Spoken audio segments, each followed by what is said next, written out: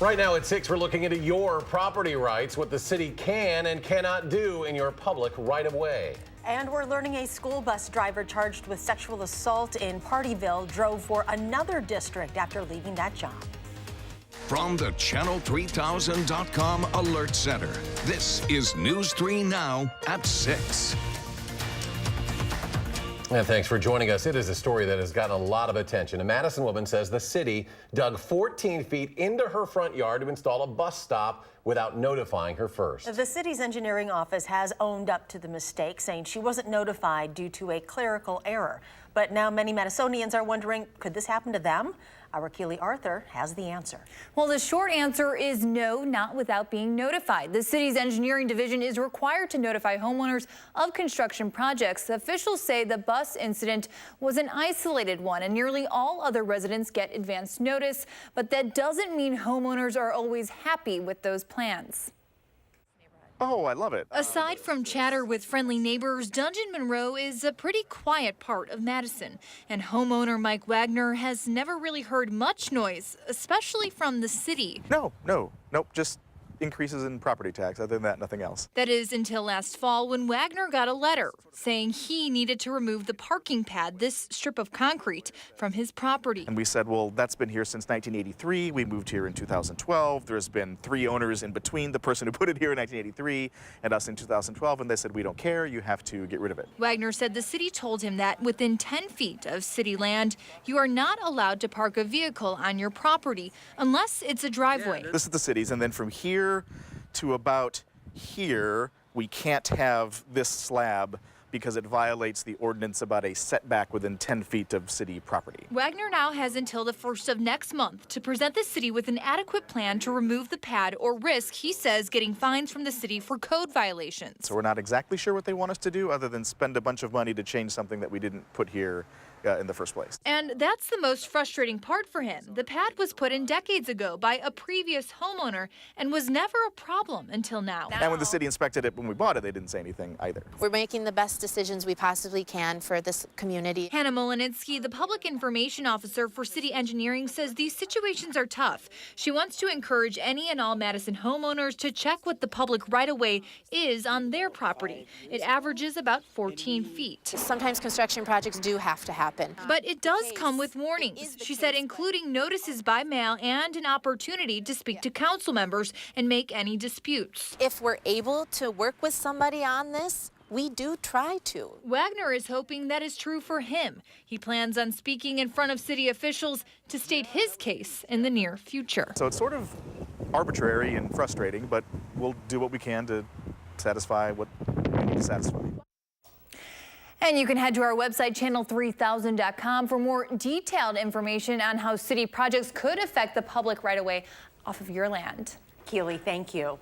Well, it seems like the sun has been hiding the past few days, but that'll change this weekend. Let's check your first alert forecast with meteorologist Dana Fulton. Hi, Dana. Hey, we do have some good news as we look towards your Friday and Saturday. Unfortunately, right now it is still just a little cloudy for this evening.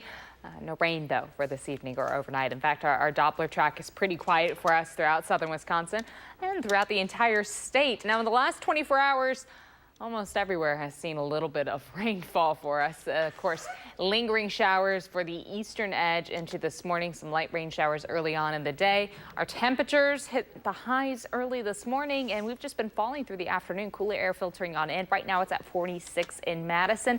And compared to this time yesterday, we're actually just a few degrees cooler outside. It is a little breezy currently coming from the northwest, anywhere from 8 to 15 miles per hour for our wind speeds overnight. So it will be just a little breezy overnight and into tomorrow morning. Thankfully, our wind gusts hit their peaks early in the morning, and we're not looking at any more aggressive wind gusts as we head into your Friday. Temperatures for Friday will be back close to 60 for our afternoon highs, but notice it is going to include some sunshine. That'll be a nice change for your Friday. Saturday will be just a little warmer. Mother's Day isn't looking too bad either. We'll take a closer look at the weekend ahead in just a few minutes. Dana, thank you. In Outagamie County, a 10-year-old boy is dead after a crash on his way to school this morning. Officials say traffic was stopped on Highway 15 in Ellington for a car that was turning. One driver was not able to slow down and swerved, hitting a pickup truck, then going into the opposite lane, hitting a school bus head-on. The 10-year-old in the back seat of the car was pronounced dead at the scene. His name has not been released. There were no children on the school bus at the time of this crash. We are asking new questions tonight about the bus driver who was charged with 2 counts of first-degree sexual assault. We've learned he drove for the Partyville and Portage school districts. Jamie Perez shares more new details on what we've learned today. Jamie? Well, the superintendent of the Portage School District said Edwards was hired with Go Right Way this January after allegations had surfaced. According to the criminal complaint, Edwards retired from Smith's Bus Company in December of last year. I spoke with the superintendent about the steps taken after she found out Edwards was driving her own students, plus what the Columbia County Sheriff is saying about the Partyville School District's involvement in this investigation. On Tuesday, in an interview with the Partyville School District Superintendent Gus Knitt, we asked him why parents weren't informed that there was an investigation into one of its bus drivers. We had no idea there was an investigation going on. We had no idea there was an arrest made. But the Columbia County Sheriff told us today the school district had initially called them in January to report the incidents. It was actually the school who called us in January of this year to report an incident. So the school was well aware of what was happening because they're the ones that reported to us. Knitt tells us now that he did know about the investigation in January, but didn't tell parents because the school had no evidence the allegations were true. In May of 2017, the first allegation against Gary Dean Edwards was made, but at the time, no arrests were made, no charges filed. I was asked why we did not make the arrest. And I said at the time the deputy used his discretion and did not feel that there was enough information, details, and evidence to justify arrest. Edwards would keep a clean record. After 2 more girls came forward with allegations against him, detectives found Edwards retired from Smith's Bus Company with the Partyville School District in December, only to get another position as a bus driver with Go Right Way, who contracts with the Portage School District. Is there something that we could have known ahead of time that would have prevented that particular hire? Superintendent Margaret Rudolph said Go Right Way did a thorough background check, and because he had nothing on his record from 2017, he passed. In a statement, Go Right Way said, the moment we learned of these charges, he was removed from all work at Go Right Way because charges had not been filed against him until this week. They were not reflected in our January background check.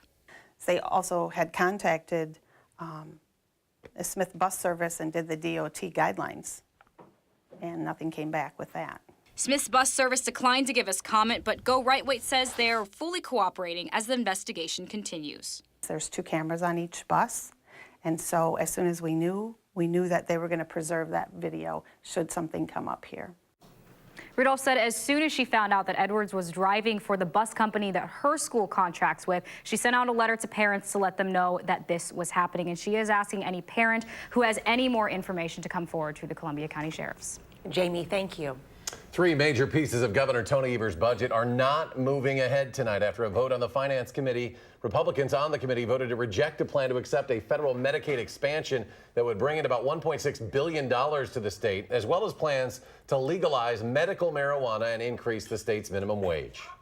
And that's what this budget motion does, is it removes a lot of those items that would hurt our economy that is at record levels of employment. We all know, your side and my side know, that in the coming weeks, you're going to make motions on a partisan basis to cut other critical parts of the state budget. And we're going to have a really long day and night, and we should, on public education.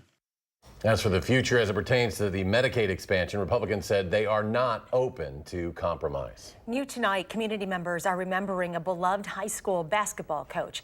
Anthony Jones passed away unexpectedly from a stroke on Tuesday. Most recently, he was an assistant coach at La Follette High School, but he has coached multiple Madison teams over the past 2 decades. Wisconsin Dynasty AAU posted on Facebook that Tony touched so many lives and thanked him for all the lessons on and off the court. Madison Memorial Athletic Director Jeremy Schlitz told News 3 Now Anthony truly cared about his community and made an impact on generations of basketball players by showing them his love of the game. And still to come this week, American Family Children's Hospital invites you to learn more about the kids fighting serious illness and how you can help. We'll share the story of a young cancer patient who wants to become the next YouTube sensation when News 3 Now at 6 continues.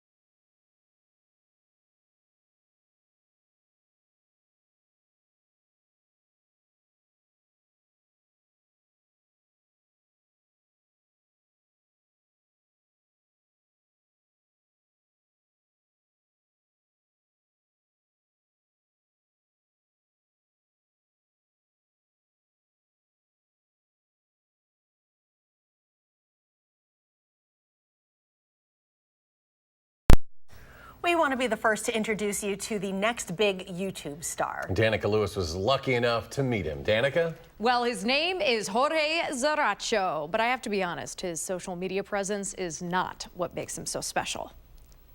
En esta hora necesitamos 6 campeones, necesitamos 4 más, ya llevamos 2. Jorgito, ¿cómo estás? Hola. You can usually count on a 5-year-old to need an Oreo break when he's supposed to be interviewed, or roll in a minivan ¿Y este nuevo carro, Jorge? when mom and dad are mid-conversation.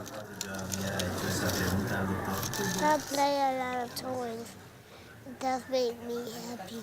Oblivious as he might seem, Jorge Zaracho is acutely aware of his situation. I keep checking a lot of stuff to me. It just happened to me. I just have cancer and everything. He says they check a lot of stuff that happens to me because of my cancer and everything. Stage 4 neuroblastoma. It was not easy. I cannot even believe it today. Jorge's parents, Sylvia Sanchez and Armando Zaracho, are both from Argentina, which is why they're sharing their family's story in Spanish. He's a fighter.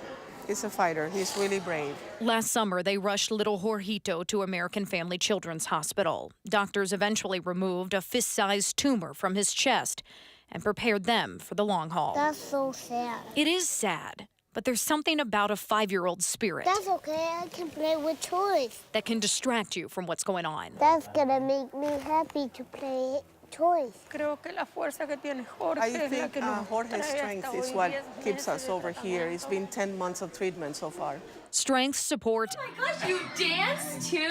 and sweet moves. You see, Jorge wants to be a famous YouTuber. Certain unbiased journalists say he's well on his way. Happy that you are alive. To you next to my baby. Jorge's got another 6 months of medicine through all those tubes and other treatments. Come right here. Right here. But for this kind of patient, thank goodness for toy trucks, yo-yos, and a place like this. We should continue praying. We should continue helping the hospital. que más esperamos es la sanación de Jorgito. What we hope the most is for him to get cured. And just looking at him, Creemos y tenemos mucha esperanza we de are que así assured that pase. it will be like that. So Sylvia and Armando wanted to share their story because they knew it could help someone else. So the American Family Children's Hospital Telethon continues through tomorrow. You can donate anytime as well through its website. Jorge is also inviting everyone, yes, everyone, to his 6th birthday party. That's June 1st at Tower Hill Park in Fitchburg. Okay, en español, por favor. Jorge está invitado a todos a las fiestas de cumpleaños. Va a tener 6 años, es sábado, el 1 de junio in Tower Hill Park in Fitchburg. Danica, thank you. Let's get those YouTube followers going too, right? Que bueno. Great story. And help out the Radiothon as well. All right, a former Badger football player will return to Camp Randall this weekend to receive his diploma. Coming up in sports, Jay Wilson will share why the 43-year-old never gave up on the academic milestone. But first, Dana Fulton will have your first alert forecast.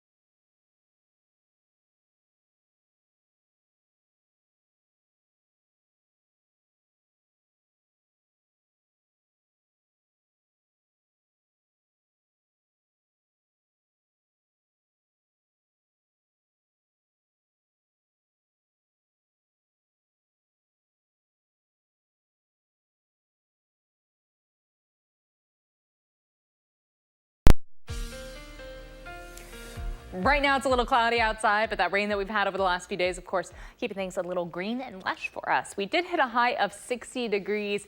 That was actually pretty early in the morning that we hit our high for the day. Temperatures have been falling through the morning and afternoon. We should have been in the mid-60s in the afternoon, and right now we're actually in the mid-40s for us. Our Doppler track is nice and quiet. That's good news. We're not adding any more rain. Grass got a little bit of a drink, and now we can put a pause on the showers for a while. In the last 24 hours, most of the rain has really been on the eastern edge of the state, but pretty much everyone's seeing showers again in the last 24 hours for us. That low pressure is going to continue to slide northeast. We're not looking at any new system to develop and slide in and follow it. In fact, we have high pressure just to the northwest that's going to ridge on in and keep things fairly quiet for Friday and most of Saturday. A nice change for us. We'll get some sun in the forecast for Friday. Heading into Saturday, also planning on a pretty sunny day. It's not until Sunday that we do have the chance for a few more showers to creep in. Just a chance for some rain for us heading through the day on Sunday. Temperature-wise, will continue to fall throughout the rest of the evening. By tomorrow morning, we'll be in the upper 30s for our overnight lows. Skies will gradually become partly sunny in the afternoon. Our breeze coming from the northeast throughout the day. And then on Saturday, we're also expecting a partly sunny sky. It should be pretty pleasant outside on Saturday with those high temperatures in the middle to lower 60s. That breeze switching, so it comes from the south on Saturday. A little warmer air sliding on through. So far for May, we've picked up over 1.5 inches of rain. It almost feels like a little more because we've had so many dreary days and soggy days, but our total right now just at about 1.69 inches. And we are just a little above average for May. Again, overnight low temperatures in the upper 30s. It is going to be mostly cloudy tonight, and we have the chance for some patchy fog again early in the morning. But it's not going to be too chilly outside early in the day. In the afternoon, we're looking at a high of 60, still below average, but with the sunshine, it's not going to feel too bad outside. So close to 60 for Friday and the low 60s on Saturday with a shower chance starting to develop at night. It won't be impacting your Saturday during the day. On Sunday, for Mother's Day, we are looking at a chance for showers mainly in the morning. And temperatures in the afternoon will be in the upper 50s. By next week, our temperatures will become just a little more mild. Low 60s on Monday with sunshine, a chance for rain Tuesday night into Wednesday morning. And then as we look into the following weekend, we're noticing a nice warming trend. We could be seeing temperatures hopping close to 80 by next Saturday and Sunday. That's a quick look at your forecast. We'll be right back right after the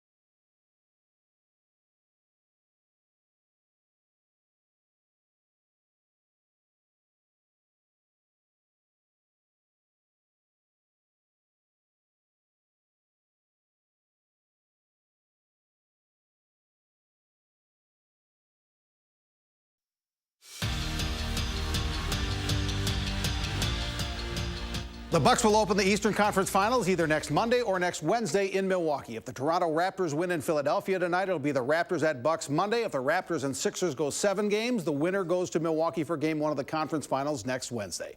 Bucks finished off the Boston Celtics Game 5 of the Conference Semifinals last night. They've captured the imagination of the entire state of Wisconsin and beyond. They have a real shot at winning an NBA title. Still a ways to go, but everyone's excited to see where it goes from here.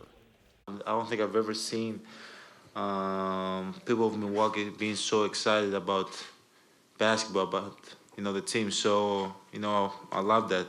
At the end of the day, we're playing for ourselves and for the team, but having the whole city supporting us it's amazing. I mean, they were tremendous, and credit them, credit their coaches, credit their players. They're better than we are. And they earned that. The Badger softball team opened the Big Ten tournament in Bloomington, Indiana today. The 5th-seeded Badgers faced the 12th seed Iowa. Weather was an issue, a couple of delays, but when they played, Melanie Cross was the star for the Badgers. Cross hadn't had a base hit since March 22nd, but today she has 3 hits, driving in 3 runs. Why would you ever pitch to Big Ten Player of the Year Kayla Conwent? Well, pitch carefully, I guess. A couple more hits and an RBI for Conwent. The Badgers win 7-4. They'll face the 4th-seeded Ohio State team tomorrow morning at 10 in Bloomington. Saturday at Camp Randall Stadium, J.J. Watt will give the commencement address at UW graduation. But another former Badger football player will be walking across the stage to get his college degree. The first one in his family to do that. Former Madison East High School star Donald Hayes will complete a long journey, a journey that ends with a college diploma. Donald Hayes was one of the best high school athletes in Madison history. At Madison East, he was first-team All-State in both football and basketball. He caught 106 passes in his 4 years with the Badger football program and was a 4-year letter winner. He also played 5 seasons in the NFL and caught 2 touchdown passes from Tom Brady in his 1 year with the New England Patriots. But this week, Donald Hayes will get perhaps an even greater career accomplishment. At age 43, a decade removed from his football career, he'll get his degree in Afro-American Studies at the University of Wisconsin Saturday. Hayes remembers vividly at Madison East when the light came on that academics is an important complement to athletics. It was Milton McPike. He pulled me to the side one day, which he probably did it to all the other kids, but for whatever reason, it felt like he saw something in me that I didn't see at myself at that time. Hayes was close to getting his degree while he was playing football at Wisconsin, but there are plenty of athletes who go pro and don't come back to get their degree.